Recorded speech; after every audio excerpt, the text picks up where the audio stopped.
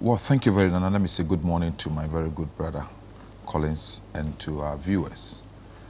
And let me say, for the first time in this country, I think all of us are coming to the table with some clean hands when it comes to the discussions on the issue of cocoa. Cocoa has been with us for generations and will continue to live with us. I've always said that we're setting a very dangerous path for ourselves as a country because people are now cutting down, demolishing cocoa farms for mining. The mining, it will get to a time you won't have the ore in the soil anymore. But as for cocoa trees, you can plant, replant, replant. It's a generational crop. And as such, I will wish that as a country, we even give much more priority to cocoa than the mining. I wish so. That as a country, we can say that, look, cocoa is our priority, and I said like this. But I wouldn't call it politics. I would call it mismanagement of the cocoa sector in the past. Last Saturday on this your network, we had somebody from the cocoa purchasing association and then someone, a cocoa farmer, and Franklin Kujo and Dr. Domfe and the rest. We all had a very good discussion on this topic. I've read an article that had been written by former Speaker of Parliament, Professor Aaron Mike Okwe. Okay.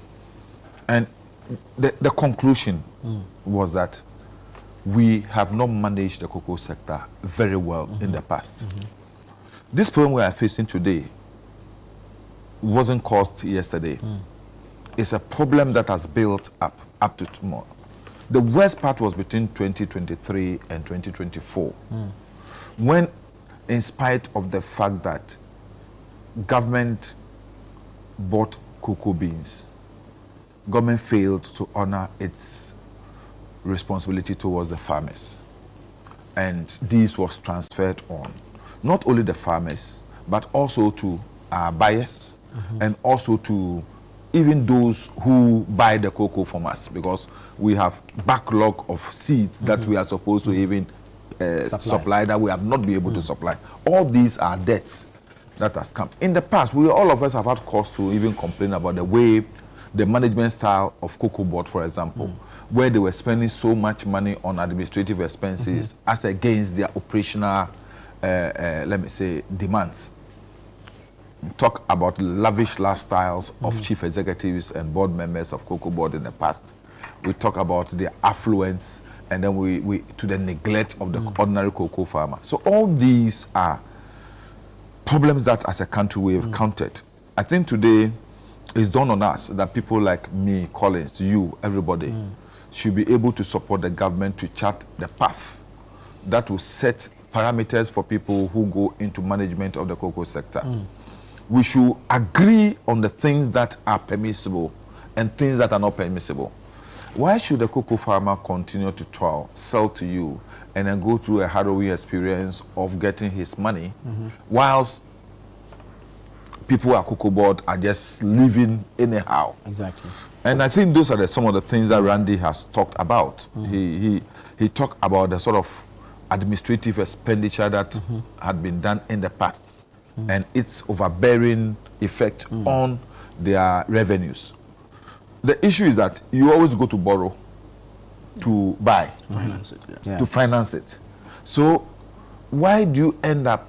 So your focus should be how to save money to be able to pay for the things you buy to sell. Right. But rather you end up spending the money on yourself.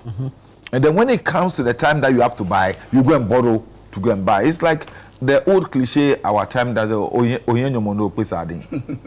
you understand? When we're growing up, we were taught that when you are in debt, you don't eat sardine.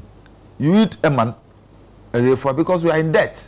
So you cut your coat according to the size of your cloth. But over the years, COCOBOD has lived above its means and always eating into what they don't even have. So that all the time they need. And you see, I think that it's because in the past, leadership has failed us. Because these issues came up seriously in the past regime. I remember, colleagues will bear me out. I remember, we had a very relentless argument at the Committee of the Whole when we were discussing the cocoa syndication loan. And we all said, like, the path that the former Minister of Finance was treading was going to be very dangerous for us. And where did it get to? Nothing. I think the good thing for us is that the presidency today has taken the decision that this could become a very dangerous cancer for us. So let's painfully address the issue and let's take the difficult decisions that will salvage and save the cocoa sector in the future. I think we need support. Like my brother said, yes, somebody in the past may have trumpeted some sort of communication to the cocoa farmer, to excite the cocoa farmer. But the realities of the day today makes it impossible for the person to do what he said he would do. And it is not for us to do politics with it, because when we do politics with it, it won't change anything. At the end of it all, me and Collins, it is our constituents, the cocoa farmers, who will suffer. True. You understand? And when they suffer, who will suffer? Members of parliament, they will come to you. So it is, those are the things we have to look at.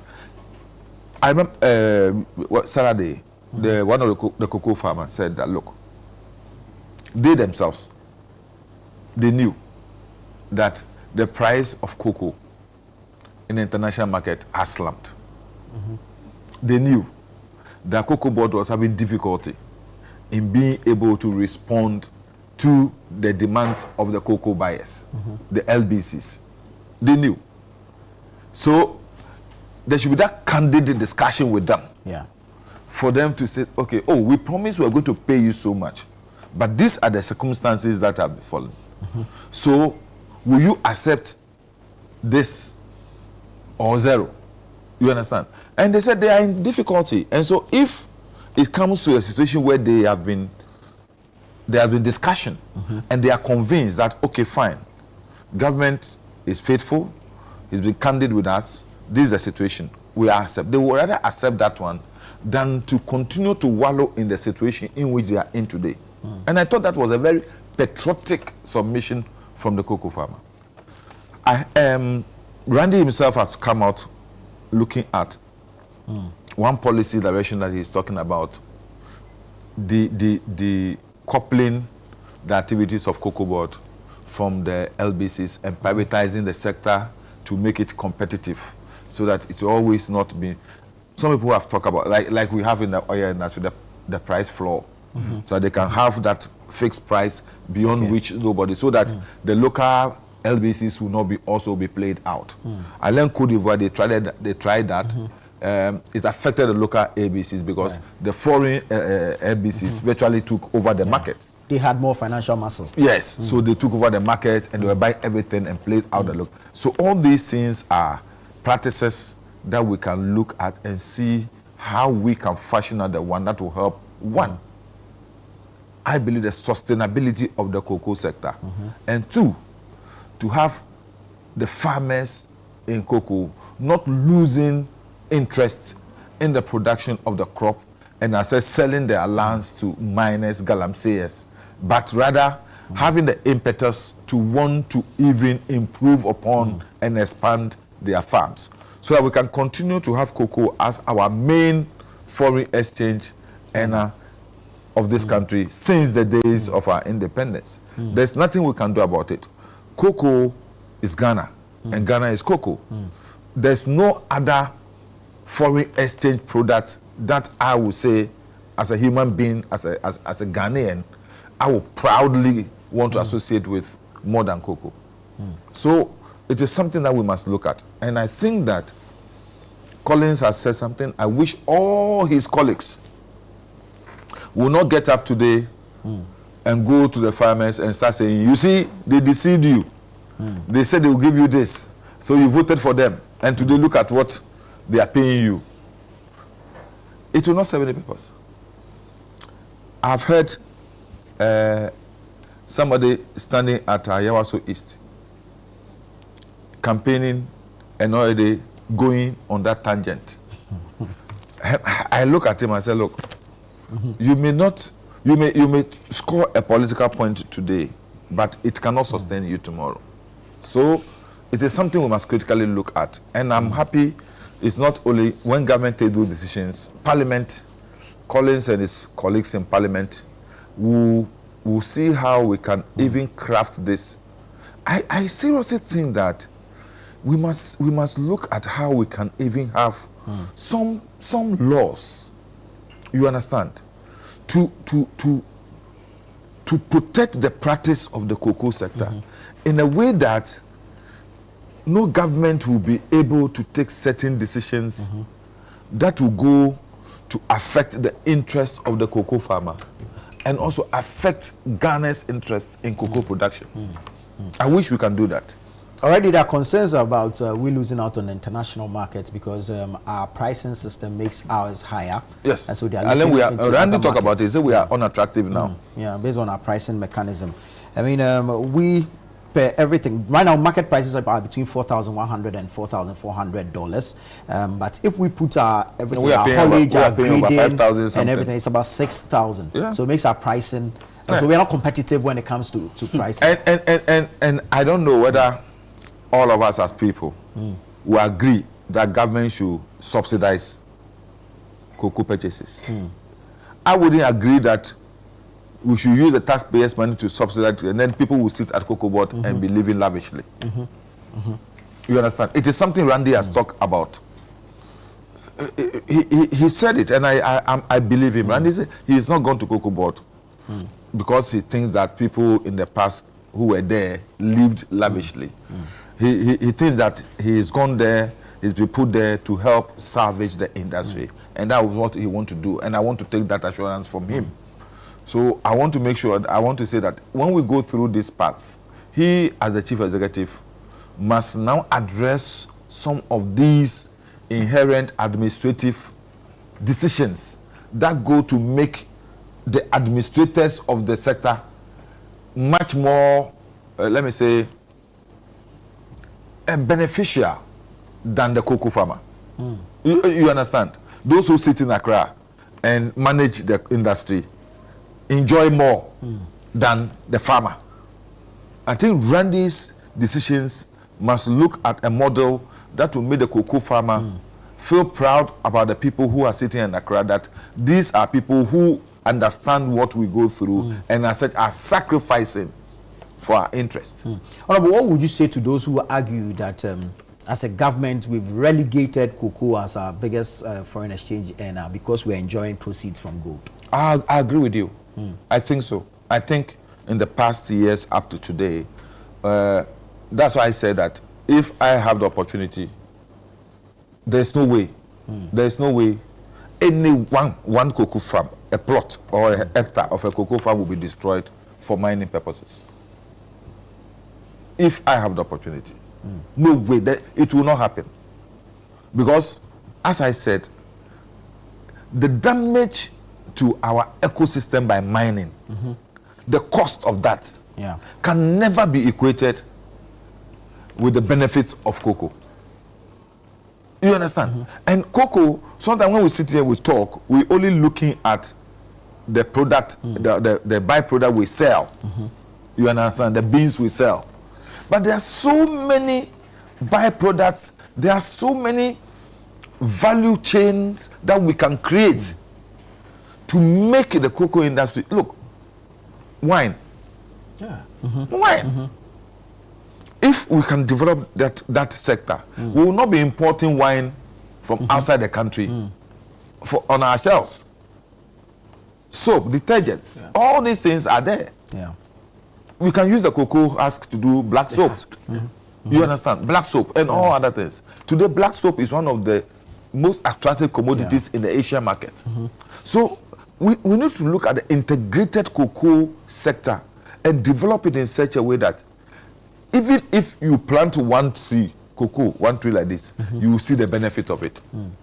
A colleague of mine, a former schoolmate, Dr. Ampofo at Cocoa Clinic, every day he puts on our platform the benefits of cocoa.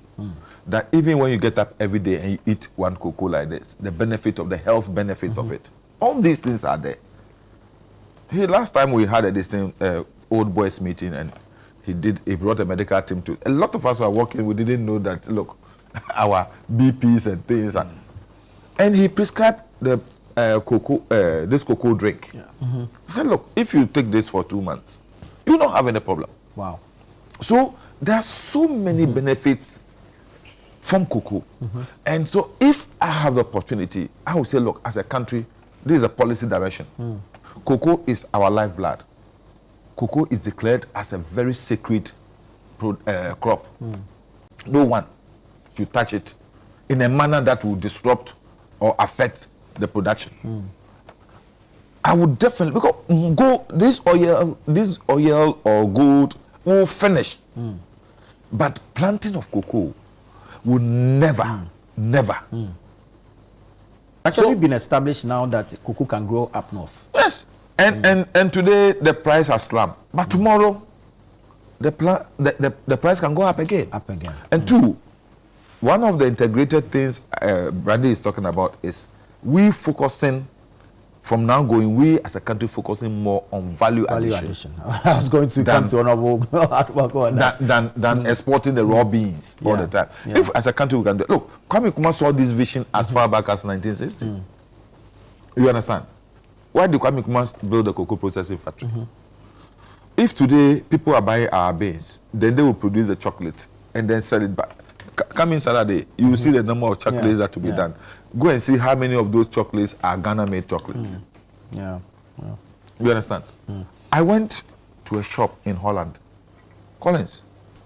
The price of the chocolate made from Ghana cocoa was higher than other. The quality of cocoa is than other brands, and they've stated quality cocoa from Ghana on the chocolate. Today, people are inorganic chocolates and all those things. Every people are buying those ones. So we can as a country, if we can really develop the processing aspect of it, and then the West African market alone, it's a big place for us. Today we are establishing relationship. We have AFTA. So the whole of Africa, South Africa like this can depend on Ghana cocoa. We can listen. Whilst they are buying our cocoa, we are buying their, and that is what we should do. So that we can focus on ourselves and forget about all this problem we go through every year. We have to go. Ghana government becomes so desperate, going to borrow. How can a sovereign country like us, always every year going to borrow money from somewhere to buy cocoa from our own people and sell? It doesn't make sense to me. Very well. It's not something that I want to pride in. You